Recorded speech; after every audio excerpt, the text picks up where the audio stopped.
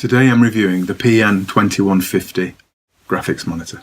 It's an LED screen and the size is 21.5 inches, hence the PN2150. The brand make of this is PNBoo. And interestingly, PNBoo were the people that I bought my UG HK1560 graphics monitor from, which you can also find a review of on this channel. So when I was looking for a larger monitor than the 15-inch UG that I've got, I came across this one, and it has similar specifications to the UG of the same size, but it's less money. And so, things being as they are, I decided that I would give it a go and have a look at how good this one was.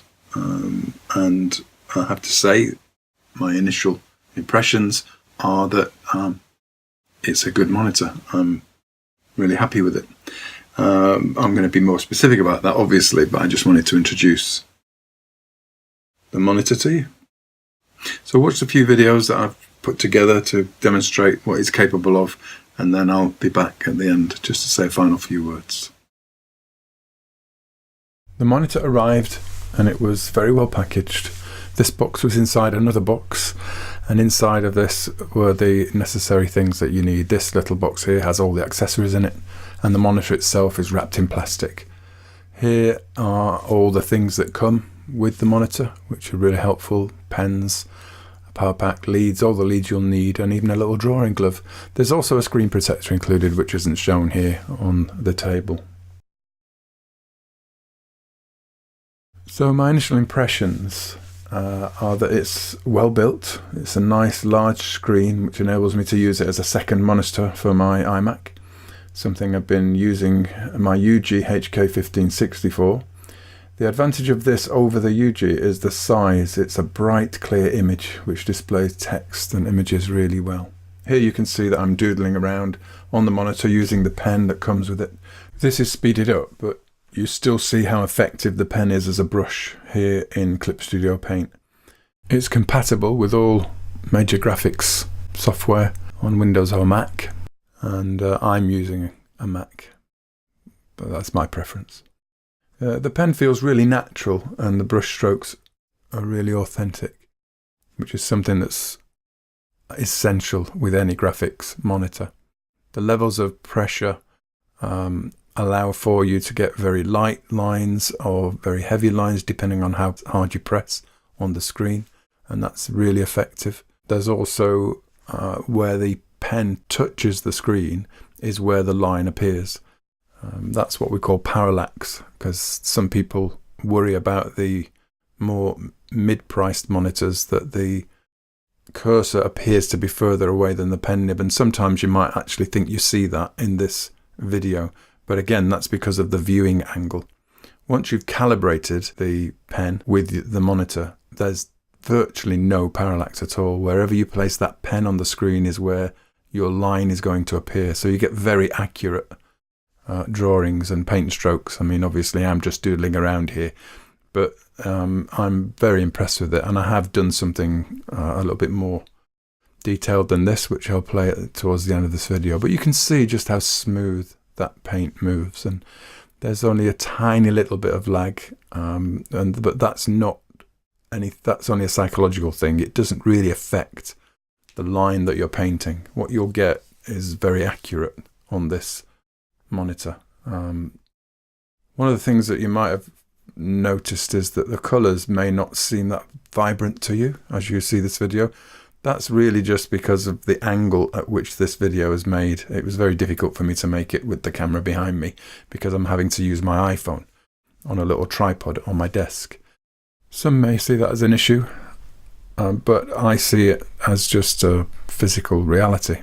I mean, we're dealing with not a canvas and paintbrushes and paint when you can get up and walk around and look at your work from different angles. We're dealing with a monitor, and you can maneuver the image to achieve similar results, but if you get up and walk away from this monitor, you're going to get different viewing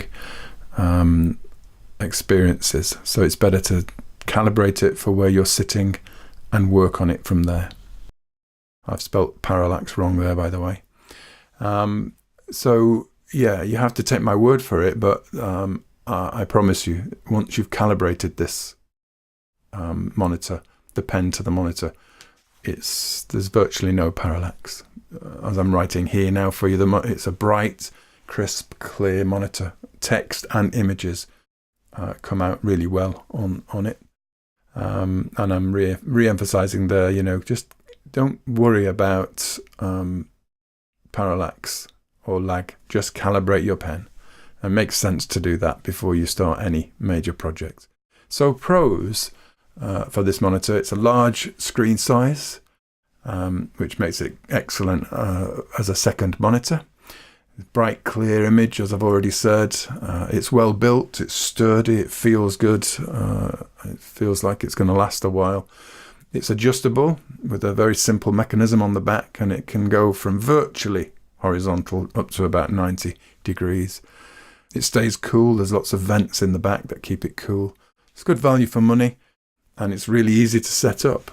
It's basically plug it in, load the driver, calibrate, and get on with using it. I had no problems whatsoever using it.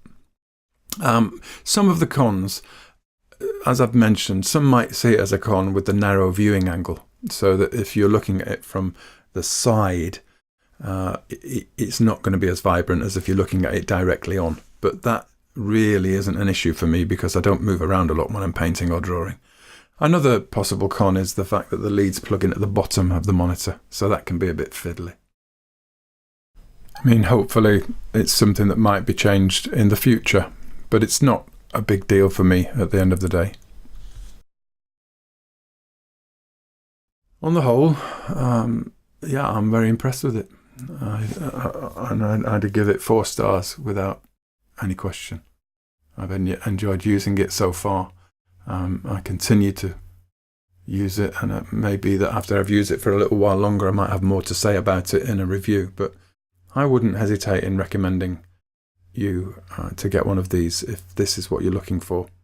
Just here, I'm trying to show you now, taking the phone off the stand, and I'm trying to show you just how accurate the pen is in terms of where it connects to the monitor. It's hard to see because, at the end of the day, I'm only using an iPhone, but this is trying to demonstrate that there isn't a lot of parallax.